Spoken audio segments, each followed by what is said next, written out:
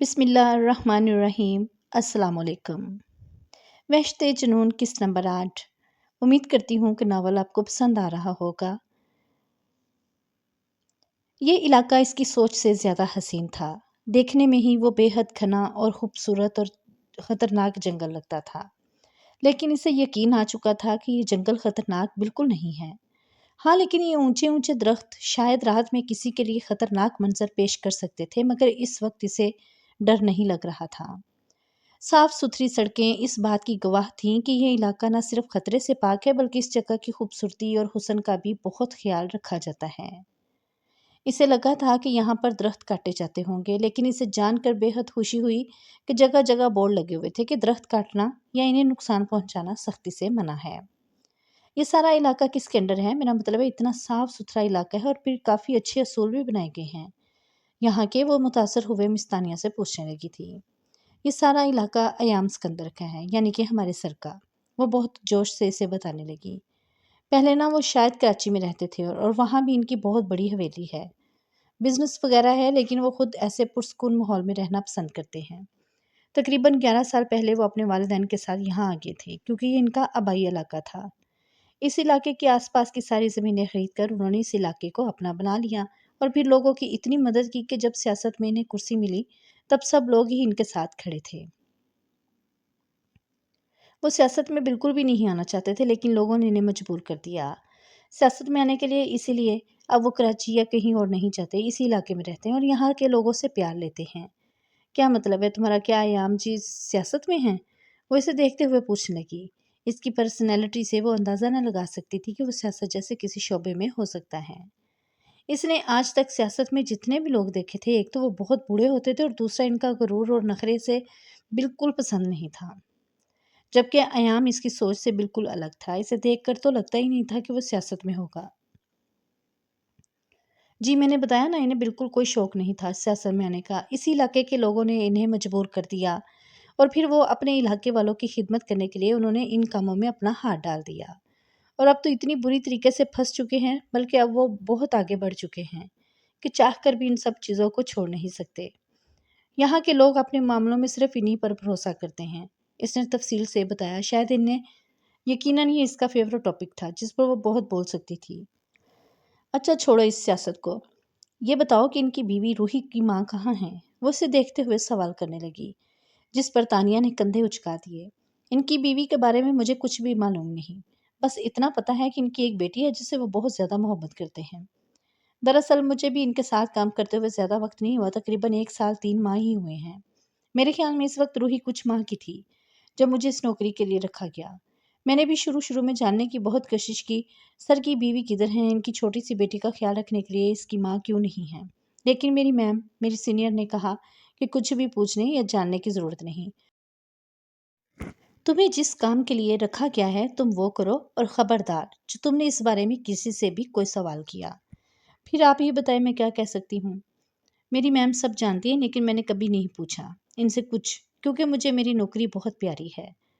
तानिया ने साफ गोई से कहा, जिस पर वो सिर्फ सर हिला गई। तुम इतनी पढ़ी लिखी हो तानिया, तुम ये मुलाजमा की नौकरी क्यों करती हो? मेरा मतलब तुम सारा दिन रूही के आगे पीछे, कभी किचन में, तुम्हें नहीं लगता कि नौकरी किसी कम पढ़ी लिखी औरत के लिए है? तुम्हें इससे बेहतर नौकरी की हकदार हो। वो इसे एहसास कमतरी में नहीं डालना चाहती, लेकिन मिस तानिया जैसी लड़की के लिए एक मुलाजमा की नौकरी इसे बहुत अजीब लगी। मैं आपकी बात समझ तो सकती हूँ मैम, बट मेरे लिए इससे बेहतर कोई नौकरी नहीं। अपनी डिग्रियां लेकर मैंने बहुत से हवस प्रस्तों के दर का दरवाज़ा खटखटाया, लेकिन इस दुनिया में एक औरत को जीने के लिए अपनी इज्जत का सौदा करना पड़ता है, जो मैं नहीं कर सकती थी। और मेरी तनख्वाह किसी भी बड़ी कंपनी में काम करने वाले वर्कर से बहुत ज़्यादा है, और काम सिर्फ रूही के पीछे चलना है। इसलिए मैं इस काम को बहुत खुशी से करती हूँ। मेरे बहुत थोड़े से काम से मेरे घर की बड़ी से बड़ी ज़रूरत पूरी होती है। यकीन माने, जब तक सर अयाम जैसे मुखलिस लोग इस दुनिया में हैं, किसी के साथ कुछ गलत नहीं हो सकता। खैर, हम किन बातों में लगी, आइए आप पहाड़ी के ऊपर चलते हैं। वहाँ एक दरगाह है, बड़ी मशहूर दरगाह है। वहाँ बहुत लोग आते हैं मन्नत मांगने के लिए। वो इसे पीछे आने के लिए कहकर खुद गाड़ी से निकल चुकी थी, जबकि रूही तो मज़े से इनके आगे आगे चल रही थी। वो छोटा-सा बैग पीछे लटकाए बहुत क्यूट लग रही थी। इसके कदमों में लड़खड़ाहट थी। इसे चलते हुए शायद ज़्यादा वक़्त नहीं दिक्कत नहीं हुआ था, लेकिन इसे गोद में बैठने से ज़्यादा ज़मीन पर खुद से चलना पसंद था। वैसे आप मन्नत मांगने पर यकीन रखती हैं? तानिया ने इससे सवाल किया। नहीं, मैं दुआ मांगने पर यकीन रखती हूँ, वो भी सिर्फ अल्लाह ताला से। लेकिन मुझे दरगाह देखने का बहुत शौक है। खुदा के नेक लोगों के मज़ार देखना मुझे पसंद है। इसने कहते हुए रूही का हाथ थामा और अपने कदम ज़रा तेज़ कर दिए।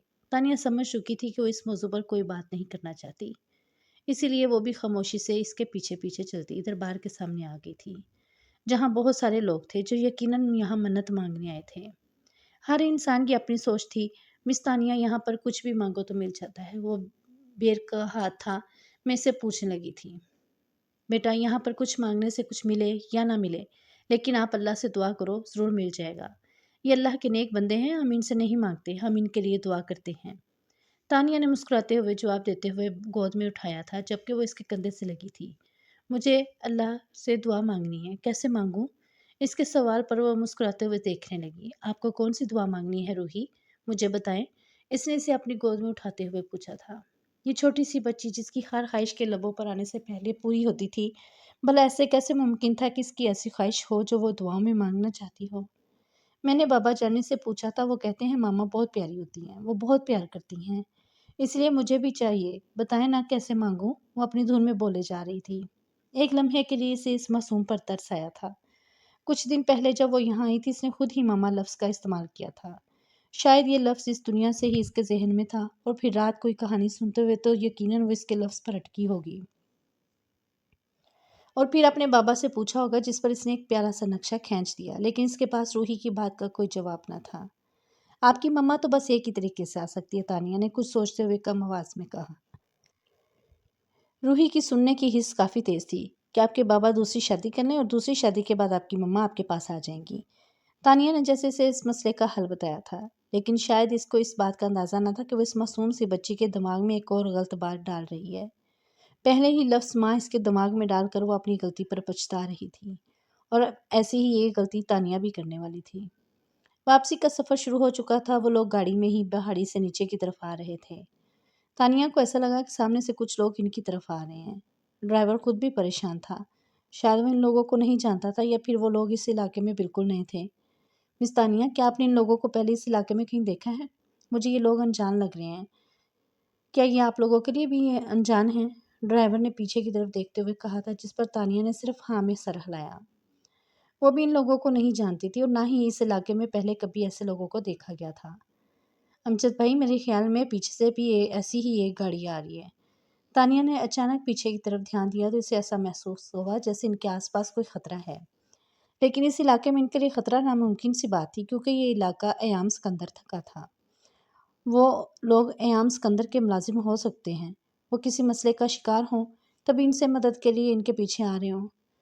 जी मिस तानिया, मैं भी कब से यही चीज़ नोट कर रहा हूँ। मेरे ख्याल में मुझे गाड़ी की स्पीड तेज़ करनी चाहिए। हमें जल्द से जल्द हवेली पहुँचना चाहिए। हो सकता है किसी दुश्मन ने हम पर नज़र रखी हो। हमें किसी तरह का रिस्क नहीं उठाना चाहिए। हमारे साथ सर के मेहमान हैं। वो गाड़ी की स्पीड तेज़ करते हुए इन लोगों के करीब से गाड़ी तेज़ी से निकाल कर ले गया। लेकिन दूसरी तरफ शोर मच चुका था। वो लोग सच में इनके पीछे लग चुके थे। इस बार इन्हें यकीन हो गया था कि कोई मदद के तलबगार नहीं है, बल्कि ये लोग इनके लिए खतरा हैं। ये सब कौन है मिस तानिया, और ये हमारा पीछा क्यों कर रहे हैं? खैरियत तो है ना? कोई खतरे वाली बात तो नहीं? हीर घबराते हुए रूही को अपने साथ लगा चुकी थी। ये तो मैं नहीं जानती कि खतरे वाली बात है या नहीं, लेकिन ये लोग बिल्कुल अनजान हैं, और देखें इनके पास असला भी है।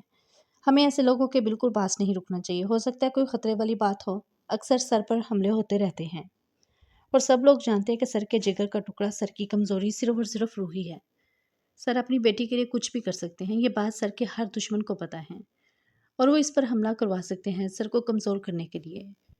जल्दी चलें अमजद भाई, गाड़ी रोकने की बिल्कुल ज़रूरत नहीं है, तानिया ने समझदारी का मुजाहरा करते हुए कहा। तो अमजद ने गाड़ी की स्पीड और तेज़ कर दी। अल्लाह खैर करे, वो बेसख्ता बोली थी, जबकि अमजद जितना हो सकता इतनी गाड़ी की स्पीड को तेज़ कर चुका था।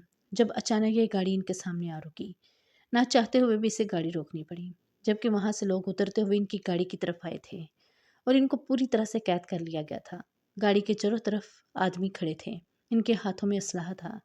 इनका एक मूवमेंट भी इनकी जान को खतरे में डाल सकता था। वो सब लोग पूरी तरह घबरा गए थे। हीर की हालत ख़राब होने लगी। इसने कभी इस तरह की सिचुएशन का सामना नहीं किया था। जबकि रूही को अपने साथ लगाते हुए इस पर अपनी चादर डालते हुए इसे इन सब से छुपाने की नाकाम कोशिश कर रही थी, क्योंकि वो इस मासूम सी बच्ची की जान भी ले सकते थे और ऐसा रिस्क वो नहीं ले सकती थी।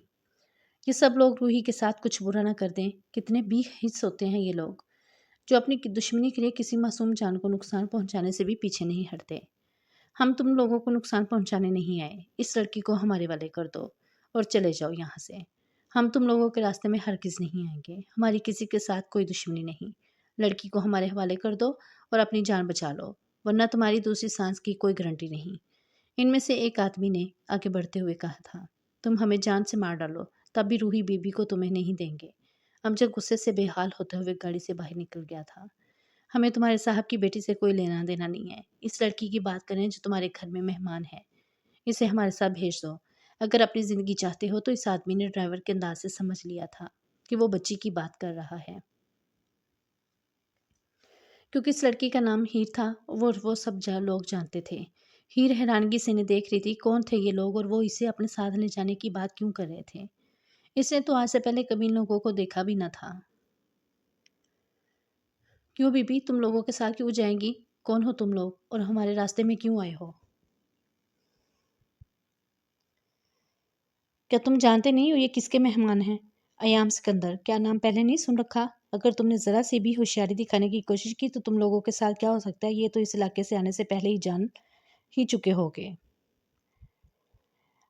अंदाज़ा तो होगा ही कि ये इलाका किसका है। हाँ, हम जान चुके हैं कि ये इलाका किसका है, इसलिए इतने सुकून से तुमसे बात कर रहे हैं, वरना हमारी बंदूक बात करती है।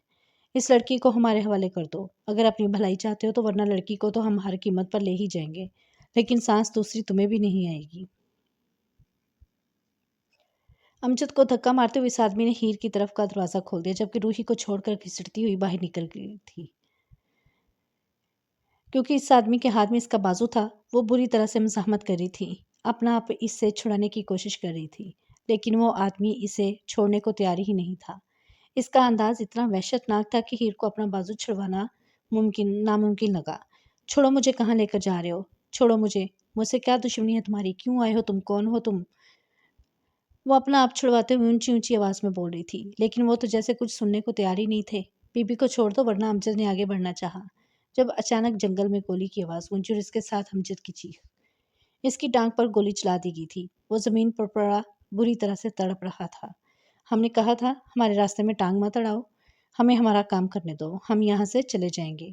लेकिन नहीं, अब देख लिया ना अपना अंजाम। अचानक ही हीर को बाजू से पकड़ते हुए अपने साथ घसीटने लगे थे, जबकि तानिया के ऊपर से बंदूकें नीचे करते हुए वो सब लोग अपनी अपनी राह ले चुके थे। रूही रोए जा रही थी, चिल्लाई जा रही थी, हीर को छोड़ दो, लेकिन रूही तो इनके लिए कोई खतरा न थी। या शायद रूही को नुकसान पहुंचाकर वो लोग अयाम सिकंदर से पंगा नहीं ले सकते थे।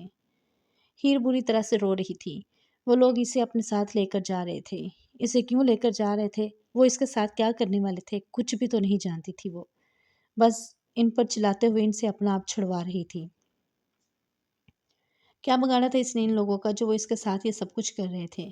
कहीं साध ने जिस खतरे से बचाने के लिए इन्हें यहाँ भेजा था, कहीं वो यही खतरा तो नहीं था?